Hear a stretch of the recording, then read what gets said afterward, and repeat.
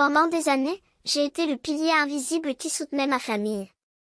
Dana Sullivan, 34 ans, employée de banque, la personne qui se présentait toujours avec la solution, carte de crédit en main et le sourire aux lèvres, pendant qu'elle profitait de Spotify sans publicité, regardait Hulu en boucle et remplissait le chariot d'épicerie sans même cligner des yeux. Ce Noël serait différent, je l'ai juré. Pas de pression, pas d'attente, juste la simplicité d'être ensemble. Quand mon père m'a annoncé, avec l'air de quelqu'un qui fait un marché, que nous étions tous d'accord pour ne pas échanger de cadeaux, je l'ai cru. J'acquiesçai, serrant la tasse de café entre mes doigts, convaincu que, pour une fois, nous étions alignés. Jusqu'à ce que Léa entre dans la pièce. Avec un rire triomphant, elle arracha le papier brillant d'une boîte immaculée. Un nouvel iPhone brillant est apparu entre ses mains. Puis un sac de créateur qui coûtait plus que mon salaire. Enfin, un ensemble de bijoux qui reflétaient la lumière comme s'il était fait de pur mépris. Ma mère souriait fièrement tandis que mon père frappait dans ses mains comme s'il regardait le point culminant d'un spectacle. « Dana, tu réagis de manière excessive », a déclaré Léa, ajustant son collier de diamants pour un selfie alors que les compliments tombaient sur elle comme des confettis.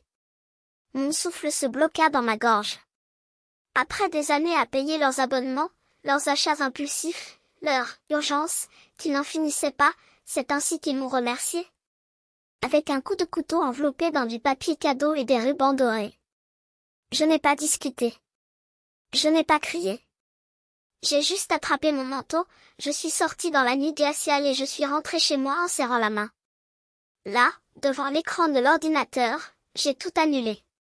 Chaque signature, chaque carte supplémentaire, chaque centime qui me reliait encore à cette arnaque.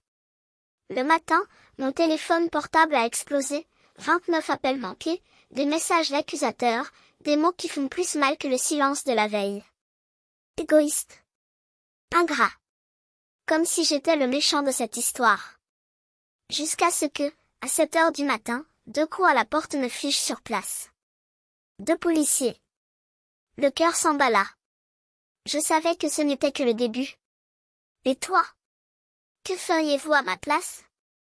Va-t-il ravaler sa fierté et faire face à sa famille ou lui tournera-t-il le dos pour toujours? Parce que certains dîners de Noël ne sont pas des cadeaux, mais des miroirs qui révèlent ce qui nous tient vraiment à cœur à ceux qui devraient nous aimer. La pièce brillait de décorations en neige artificielle, tandis que je me tenais à côté de la table du snack, tenant un plateau de biscuits faits maison, préparé de mes propres mains au cours d'une nuit d'effort. Les bords irréguliers, la pâte légèrement brûlée, des détails qui trahissaient la fatigue de ceux qui essayaient, une fois de plus, de se faire remarquer. Mais Léa, bien sûr, a volé toute l'attention. Avec son nouvel iPhone tenu haut, elle a ajusté l'angle pour une autre histoire parfaite. Ça va être un succès, a-t-il annoncé en déballant un sac qui coûtait l'équivalent de 3 mois de mon loyer. Ma mère applaudit, les yeux brillants comme si Léa venait de guérir une maladie. C'est ma fille, a-t-il déclaré, sans même regarder les cookies que j'avais si soigneusement écrasés. Mon père, indifférent, buvait son café comme s'il regardait n'importe quel épisode d'une série qui ne l'émouvait pas. Elle a ce petit quelque chose en plus, murmura-t-il, comme si mon existence n'était qu'un arrière-plan sans importance. J'ai serré fermement le plateau, sentant mes doigts picoter. Pendant des années, j'avais tout payé, des factures de streaming avec lesquelles Léa travaillait, c'est-à-dire regarder des tutoriels de maquillage tout en enregistrant des histoires avec des produits qu'elle n'avait jamais achetés, aux factures de retard que mes parents avaient oublié de payer. Chaque réel qui sortait de mon compte était un vote de confiance qu'il piétinait sans sourciller. Et là, j'étais à nouveau invisible. Léa portait un ensemble de bijoux, les diamants scintillant comme des trophées d'une vie qu'elle avait construite à mes dépens. Le parrainage, ça rapporte, les gars. Larry, enregistrant déjà une autre vidéo pour ses réseaux. Ma mère a ri en donnant un coup de coude à mon père. Elle est imparable. Il leva sa tasse pour porter un toast à sa fille préférée, tandis que je regardais, le goût amer de la déception dans la bouche. Je n'étais pas jaloux de ces cadeaux coûteux. C'était l'épuisement. L'épuisement d'être l'éternelle sauveuse, celle qui n'a jamais dit non, celle qui a transformé son salaire en matelas pour les caprices des autres. Ma mère m'avait déjà dit un jour que c'était mon devoir d'aider. Mais le devoir ne devrait pas faire autant de mal. Léa, l'influenceuse, vivait des apparences et moi, la banquière, je vivais en les payant. Le mois dernier, elle avait acheté un objectif professionnel avec ma carte, justifiant qu'il s'agissait d'un investissement dans son travail. Mes parents ne l'ont pas remis en question. Ils ont seulement loué sa détermination. À ce moment-là, j'ai eu du mal à avaler. Mais cette nuit-là, quelque chose en moi s'est brisé. J'ai regardé les cookies intacts, maintenant froids et abandonnés. Ma mère a chuchoté à Léa en riant de quelque chose que je ne voulais même pas savoir. Mon père, distrait, trinquait au succès de sa fille qui brillait sur les réseaux pendant que je pourrissais dans l'anonymat. La douleur ne pleurait plus. C'était une certitude perçante, j'étais leur banque depuis trop longtemps. Le coffre-fort qui n'a jamais séché, la béquille avec laquelle ils ont donné des coups de pied après son utilisation. J'ai attrapé mon sac et je suis partie sans un mot. Les pas de Léa résonnaient derrière moi, sa voix excitée parlant d'engagement et de followers. Ma mère m'a demandé, sans réel intérêt, « Dana, où vas-tu » Mon père n'a même pas levé les yeux. La porte a claqué derrière moi et l'air froid de la nuit a été comme une gifle à un réveil brutal. Je n'avais pas besoin de leurs applaudissements. Je n'avais pas besoin de la gratitude qui ne viendrait jamais. J'en avais marre d'être l'ombre qui soutenait l'attention des autres. En rentrant chez moi, chaque feu rouge me rappelait les relevés bancaires que je portais comme des cicatrices. 3 ans à payer pour Spotify, familial, parce que Léa se plaignait d'avoir besoin d'un son de qualité pour ses playlists de gym. 3 années pendant lesquelles elle a ajouté des appareils à son compte, accumulant les streams pendant que je payais la facture mensuelle, le gag en poche. Une courtoisie pour mes parents de regarder ces vieilles comédies, jusqu'à ce que Léa le kidnappe pour une recherche de contenu, c'est-à-dire pour enregistrer des vidéos testant des produits pour lesquels il n'a jamais payé, le tout à mes frais. Mais la carte de crédit? Ce fut le coup final. Je les avais ajoutés en tant qu'utilisateurs autorisés il y a des années, pensant que ce ne serait qu'en cas d'urgence. Corey, le mari de Léa, l'a traité comme une carte d'entreprise. Une veste en cuir qui coûte 2000 reais? J'en avais besoin pour une réunion d'affaires. Un objectif de 1500 cents? Indispensable pour mon évolution professionnelle. Chaque notification sur l'application bancaire était un coup de poing dans le ventre. Lorsque je l'ai interrogée, ma mère a haussé les épaules, c'est une obligation familiale, Dana. Mon père ajouta, sur un ton qui ressemblait à la phrase, tout le monde collabore. Tout le monde sauf eux. J'avais déjà essayé d'imposer des limites. Il y a 2 étés, j'ai proposé de diviser la facture Spotify. Léa m'a ri au nez, tu es douée avec les chiffres, Dana. Laisse-moi faire. Ma mère l'a soutenue, me traitant d'égoïste parce que j'osais demander justice. La famille s'entraide, dis-je, comme si j'étais le traître de vouloir respirer. Une autre fois, j'ai parlé à mon père de dépenses excessives avec la carte. Il écarta le sujet, Léa construit sa carrière. Vous avez un emploi stable. Comme si ma sueur ne valait rien. Comme si mon sacrifice était acquis. Des nuits blanches pour clôturer des factures qui n'étaient pas les miennes. Plans annulés pour couvrir des événements imprévus qui apparaissaient toujours. Le moment est venu d'arrêter. Cette soirée-là n'était pas une question de cookies ou de cadeaux. Il s'agissait d'une femme qui a finalement décidé d'arrêter de se servir d'elle-même pour nourrir l'ego des autres. Et alors que le moteur de ma voiture rugissait sur l'autoroute déserte, je savais, je n'allais pas laisser une fête derrière moi. J'abandonnais un rôle qui ne m'avait jamais appartenu. Comme la fois où Léa m'a appelé à 3 heures du matin, la voix étranglée par de fausses larmes, me demandant 500 $ pour réparer sa voiture, afin de ne pas manquer un tournage qui, selon elle, changerait sa carrière. J'ai immédiatement envoyé l'argent, même si je savais que le montant représentait la moitié de ce que j'avais économisé pendant des mois pour remplacer mon ordinateur portable, qui gelait déjà tous les 2 clics. Ou quand Cory m'a envoyé un audio désespéré parlant du « chien de la famille », qui, selon lui, était entre la vie et la mort pour découvrir plus tard que le vétérinaire d'urgence était, en fait, Un spa canin de luxe avec bain moussant et toilettage artistique. J'ai payé. Sans aucun doute. Pas de plainte. Et qu'ai-je reçu en retour? Ah, merci, sauveur, par message vocal, suivi du silence assourdissant qui accompagnait toujours mes sacrifices. Ma mère avait l'habitude de dire, avec ce sourire fier qui n'a jamais été pour moi, tu as un don en argent, Dana. Tu es tellement responsable. Mais ce n'était pas un cadeau. C'était une malédiction. Une malédiction qui alimentait les rêves des autres alors que le mien pourrissait dans un tiroir. Léa a posté des histoires avec du matériel que j'avais financé, des lentilles que j'avais achetées en plusieurs fois qui drainaient encore mon salaire, tandis que ses partisans l'applaudissaient en tant que femme autodidacte. Cory a défilé dans les vêtements de marque pour lesquels j'avais emprunté, des prêts qui se sont transformés en dons, parce que les frais étaient mesquins. Et mes parents? Oh, ils adoraient nous raconter lors des réunions de famille comment notre Léa était en train de la tuer, comment notre Cory était un succès, tandis que moi, la fille qui payait pour tout, j'étais juste Dana, si douée avec les chiffres. Lors de la dernière tentative de dialogue, l'automne dernier, j'ai proposé de fermer la carte partagée. Léa a roulé des yeux comme si je proposais un crime. Ne fais pas ça, Dana. Pas besoin d'en faire trop. Ma mère essuya des larmes de théâtre, vous nous abandonnez. Mon père, comme toujours, restait silencieux, remuant sa tasse de café comme si elle contenait les réponses qu'il n'avait jamais eu le courage de donner. J'ai fini par céder. Comme toujours. Mais ce soir-là, sur le chemin du retour, leurs voix ont résonné dans ma tête comme une phrase, la famille est de la famille. Tu es responsable, Dana.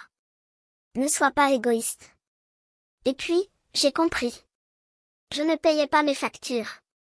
J'achetais des miettes d'approbation, des pièces d'attention contrefaites. Chaque dollar qui quittait mon compte emportait avec lui une partie de moi, ma dignité, mon temps, ma voix. Je savais qu'il ne leur faudrait pas longtemps pour s'en rendre compte. Et quand ils s'en rendirent compte, ils n'aimeraient pas ça. Mais pour la première fois, je m'en fichais non plus. À 22 heures, mon téléphone s'est mis à vibrer sans arrêt. Je m'assis sur le canapé, l'ordinateur portable ouvert, les doigts survolant le clavier avec une détermination que je n'avais pas ressentie depuis des années. Tout d'abord, Spotify. Mon compte, toujours plein des playlists interminables de Léa du Lofi pour monter des vidéos et des chansons ringardes que mes parents écoutaient en préparant le dîner. J'ai changé le mot de passe. J'ai bloqué l'accès. J'ai supprimé le forfait familial. Prêt. La prochaine étape est Hulu. Leur profil me regardait comme des fantômes, celui de Léa, plein de documentaires sur l'entrepreneuriat, celui de mes parents, avec leur marathon de sitcom des années 90. J'ai réinitialisé le mot de passe. J'ai supprimé chacun d'eux. Fait. Enfin, la carte de crédit. Celui que j'avais ajouté, temporairement, il y a des années, quand Léa en avait besoin, juste pour cette fois, et Cory jurait que c'était juste jusqu'au mois prochain. Les achats luxueux de l'un, les investissements professionnels de l'autre, tout cela a été payé de ma sueur, de mes privations. J'ai appelé la banque. J'ai supprimé les utilisateurs autorisés. J'ai gelé la carte. Mes mains tremblaient, mais à chaque clic, une couche de plomb se détachait de mes épaules. Ce n'était pas une vengeance. C'était survivre. Le téléphone illumina à nouveau la pièce. Léa. Son premier message, tu es sérieux, Dana? Tu m'as retiré de Spotify? Je suis en plein milieu d'un projet.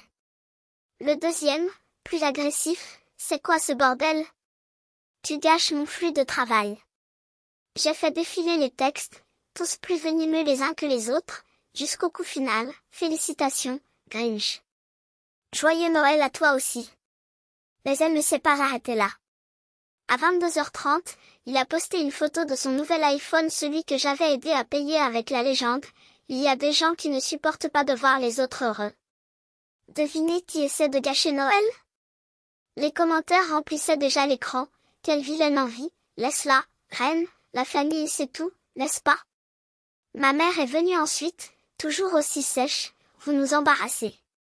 Préparez ça maintenant. Les mots faisaient mal, mais ils n'étaient pas nouveaux. Je les connaissais par cœur, le refrain d'une chanson qui retentissait chaque fois que j'osais respirer sans permission. Mon père était direct, comme un marteau, remettez les factures. Nous en avons besoin. Ils n'ont pas demandé. Ils ont commandé. Comme si j'étais une employée rebelle, et non la fille qui les soutenait depuis des années. Cory a appelé. Je l'ai laissé dans la messagerie vocale. Sa voix, dans le message, dégoulinait de dédain, très enfantin. Dana. Nous couper la parole comme ça? Ça grandit. Je ne suis pas revenue. Ce n'était pas nécessaire. Ces propos n'étaient que l'écho des mêmes accusations, du même scénario. C'était ma faute, le problème était le mien, la solution devait venir de moi. Je m'appuyais sur le canapé et regardais le plafond. Pendant des années, j'ai été le matelas qui amortissait ses chutes, le coffre-fort qui ne se vidait jamais, la fille qui ne disait jamais non. Mais que Dana était morte sur la route, entre l'odeur du pain et le rugissement du moteur. Ouvrez à nouveau le bloc-notes. J'ai vérifié chaque compte. Spotify, juste moi. Mes playlists, mes choix, ma paix. Ulu, un profil épuré, sans trace de leur série, de leurs habitudes, de leur vie que je portais sur mon dos. Carte de crédit, zéro surprise, zéro dette qui n'était pas les miennes. Le téléphone ne s'est pas arrêté. Léa accuse désormais en majuscule, vous sabotez ma carrière. Saviez-vous que j'ai un contrat signé la semaine prochaine? Autre histoire, un selfie avec son nouveau sac, celui qu'elle jurait, indispensable pour conclure une affaire, et la légende, il y a des gens qui ne savent que renverser les autres. Je n'ai pas répondu. Ce n'était pas nécessaire. Leur haine était forte, mais c'était le bruit d'un système qui, pour la première fois, ne pouvait pas me contrôler. Ils n'étaient pas en colère parce que j'avais tort. Ils étaient en colère parce que j'avais cessé d'être utile. Ma mère m'a envoyé un autre message, ce n'est pas comme ça que nous t'avons élevé. J'ai presque ri. M'ont-ils créé? Ils m'ont entraîné à dire oui, à avaler des grenouilles, à sourire pendant que je saignais. Mon père a appelé 2 fois. Sur la messagerie vocale, sa voix rauque, Dana, nous sommes une famille. Réglez ses factures. Je l'ai éteint sans entendre le reste. Cory a prononcé une dernière phrase, comme un verdict, vous le regretterez. J'ai bloqué ton numéro. Ma boîte de réception était un champ de bataille. Les cris de Léa, les manipulations de ma mère, les ordres de mon père. Mais pour la première fois depuis des années, ma poitrine ne me faisait pas mal. Je ne discutais pas. Je ne demandais pas de compréhension. C'était tout simplement prêt. Chaque compte fermé était une brique dans le mur que j'ai finalement construit. Ils pouvaient crier, poster, m'appeler comme ils voulaient. Je n'étais plus leur banque. Ce n'était plus le tapis. J'ai raccroché. Le silence était comme un soupir après des années sans air. C'était ma ligne dans le sable. Je ne reculerai pas. L'expression de ma mère se tordit, sa voix s'élevant en accusation. C'est absurde. Elle détruit notre famille. Mon père s'est joint à la danse, son ton glacial comme une lame. Tu nous punis, Dana. Prends-nous simplement tout. Je secouai la tête, redressant mes épaules. Je ne punis personne. Je me protège. Les policiers échangèrent un regard, puis se tournèrent vers ma mère. Si les comptes lui appartiennent, il n'y a pas de crime ici. Ils ont touché les bords de leur chapeau et sont retournés à la voiture de police, laissant ma mère fulminante de rage. Mandy me serra le bras, sa présence ferme comme un amarrage. Tu as fait ce qu'il fallait, murmura-t-il. Ils apprendront à survivre sans toi. Ils n'ont pas bougé. Ils sont restés plantés sur mon balcon, jetant des accusations comme des pierres. Ça a toujours été dur, cracha ma mère, les mots empoisonnés par la culpabilité. Nous ne méritons pas ça, a ajouté mon père, la voix pleine de ressentiment. Tu fais une erreur. Nous en parlerons quand tu voudras être raisonnable. Je n'ai pas discuté. Je ne l'ai pas justifié. Je restais là, immobile, laissant ces mots rebondir sur moi sans pénétrer. Mandy est restée à mes côtés, sa force silencieuse me rappelant que je n'étais pas seule. Les policiers sont repartis, les lumières de la voiture de police se dissolvant dans la matinée. Mes parents ont finalement tourné le dos. Tu verras à quel point ça fait mal, marmonna ma mère en partant. J'ai fermé la porte. Le cœur battait toujours vite, mais la détermination était plus forte. Il avait passé des années à en supporter le poids. Maintenant, plus maintenant. Mandy s'est assise avec moi sur le canapé, sans pression, juste présente. Quand j'ai coupé la route à ma famille, dit-il doucement, ils se sont présentés à mon travail. Mais j'ai tenu bon et ils ont reculé. J'acquiesçai, ces paroles résonnant en moi. Il ne s'agissait pas seulement de factures. Il s'agissait de retrouver ma vie. Les voix de mes parents résonnaient encore dans ma tête, mais je ne reculais pas. J'ai tracé ma ligne. Et il resterait là. Peu après midi, l'Instagram de Léa était un champ de mines. Sa dernière histoire la montrait arpenter le studio, s'exprimant sur un problème technique qui avait ruiné ses enregistrements. J'ai parcouru ses publications sur mon ordinateur portable, regardant ses abonnés inonder les commentaires de questions. « Où est la nouvelle vidéo ?» demanda l'un d'eux. « Est-ce que ça va, ma fille ?» demanda un autre. Elle n'a pas prononcé mon nom, mais le message était clair. Elle avait perdu un gros contrat avec une marque de soins de la peau, celle dont elle se vantait depuis des semaines. Sans Spotify pour ses bandes sonores impeccables ou Hulu pour la recherche de produits, la marque n'a pas réussi à fournir la vidéo soignée qu'elle attendait. Le délai est expiré. Le contrat s'est évaporé. Je n'ai pas ressenti de triomphe. Juste du soulagement. Pendant ce temps, mes parents ont fait naufrage. Un SMS de ma mère, en majuscule, Hulu ne fonctionne pas, comment réparer cela? Je n'ai pas répondu. Plus tard, mon père a laissé un message, nous essayons de créer notre propre compte, sa voix tendue. Il demande une carte de crédit et nous ne savons pas quoi faire. J'ai entendu. Je l'ai éteint. Il dépendait de moi pour chaque abonnement, chaque paiement, pendant des années. Désormais, face à des frais de 12,99 $, ils ont été perdus. J'imaginais ma mère aux prises avec l'écran d'inscription, mon père se plaignant des applications compliquées. Ce n'était plus mon problème. Mon téléphone portable a encore vibré. Cette fois, c'était Mandy, vous voulez des conseils en matière de budgétisation? Je fais tout dans une feuille de calcul. Cela me permet de rester saine d'esprit. Vous trouverez ci-joint une capture d'écran de vos dépenses mensuelles, loyer, épicerie, factures de services publics, toutes classées avec précision. Pas de dépenses familiales, a-t-il ajouté. J'ai appris à mes dépens. J'ai souri, reconnaissant pour son pragmatisme. Mandy n'était pas là pour me tenir la main. Cela me montrait comment garder le contrôle. Ouvrir mon application bancaire, c'était comme respirer de l'air frais. Spotify n'a affiché que mes frais, 10,99 $ pour le forfait individuel. Hulu, idem, juste mon profil, pas d'utilisateur supplémentaire. Le solde de la carte était propre. Pas de surprise avec le matériel photo de Léa ou les extravagances de Cory. Pour la première fois depuis des années, chaque centime m'appartenait. Je me suis assis, le fardeau de leurs attentes dissous. Pendant ce temps, l'Instagram de Léa s'effondrait. Ses followers ont remarqué l'absence de la vidéo et les marques ont reculé. Elle a publié une mise à jour énigmatique, certains obstacles sont hors de mon contrôle. Vos excuses ne m'importaient pas. Elle avait construit son image avec mon argent. Maintenant, il récoltait ce qu'il avait semé. Ma mère m'a envoyé un autre texto, nous ne pouvons pas nous le permettre sans toi. J'ai laissé le message sans réponse. L'appel suivant de mon père fut plus tranchant, vous nous rendez tout plus difficile. Je n'ai pas frémi. Ils n'ont jamais appris à vivre sans moi. Je ne serai plus ta béquille. Mandy a envoyé un autre lien, cette fois vers une application de budgétisation. Celui-ci est gratuit, a-t-il écrit. Cela vous aide à visualiser où va votre argent.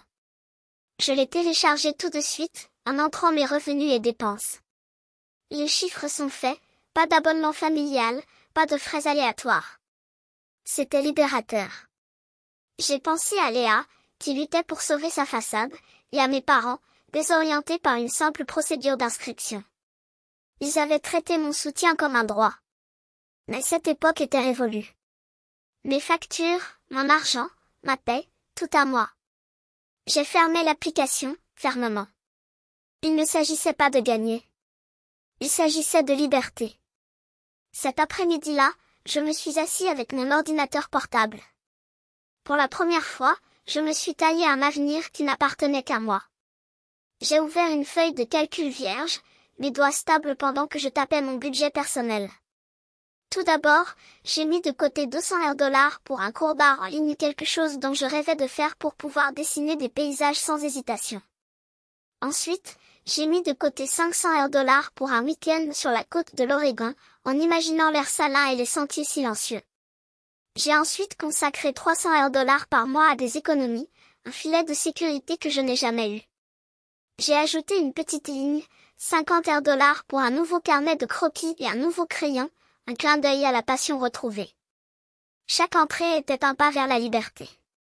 Un acte délibéré de me donner la priorité. Après des années à financer leur vie, mon téléphone portable est resté silencieux. Pas de SMS, pas d'appel exigeant mon attention. Le silence de leur voix fut un soulagement, comme si un poids avait été enlevé de ma poitrine. Pendant ce temps, mes parents sombraient dans le chaos. Un voisin m'a envoyé un message direct, vos parents ont reçu une dernière notification de la compagnie d'électricité. Ils sont désespérés avec une facture en souffrance de 150 $. Je pouvais presque voir ma mère mélanger des papiers, sa frustration évidente devant le texte rouge, mon père faire les 100 pas en marmonnant des « frais injustes ». Il n'avait jamais eu à régler des factures de services publics sans que j'intervienne pour les payer ou les organiser. Je n'ai pas répondu au voisin. Son désastre financier n'était plus de ma responsabilité. De l'autre côté de la ville, la carrière de Léa s'effondrait. J'ai jeté un œil à son Instagram, où son dernier message était une tentative fragile de contrôle des dégâts, prendre du recul pour se concentrer sur l'authenticité. Les commentaires étaient incessants. Il a perdu son essence, a écrit un adepte. Où est le contenu de qualité, demanda un autre. J'ai parcouru les blogs de l'industrie et vu un article sur la perte d'un contrat à long terme avec une grande marque de maquillage. Ces vidéos récentes, réalisées à la hâte sans le vernis apporté par ma signature, n'étaient pas impressionnantes. La marque a évoqué une livraison incohérente et est passée à autre chose. Sa réputation, autrefois son plus grand atout, s'effondrait rapidement. Cory n'était pas mieux loti. Un ami commun m'a envoyé un texto. Il appelle tout le monde pour demander des prêts, 1000 reais pour un, 500 pour un autre. Personne ne donne rien. Imaginez Cory était presque douloureux, ses chaussures de marque maintenant usées, sa posture courbée avec l'humiliation de chaque nain au téléphone. Il s'était habitué à vivre selon la limite de ma carte de crédit, et maintenant, sans ce matelas, son charme ne suffisait plus à combler les trous. Je ne me sentais pas désolée. Juste une certitude limpide, comme le son d'entrée lors de la mise à jour de ma feuille de calcul. J'ai ajouté une ligne supplémentaire, 30 reais par mois pour l'application de méditation qui m'a aidé à dormir sans le fardeau des demandes des autres. Les numéros fermés, parfait.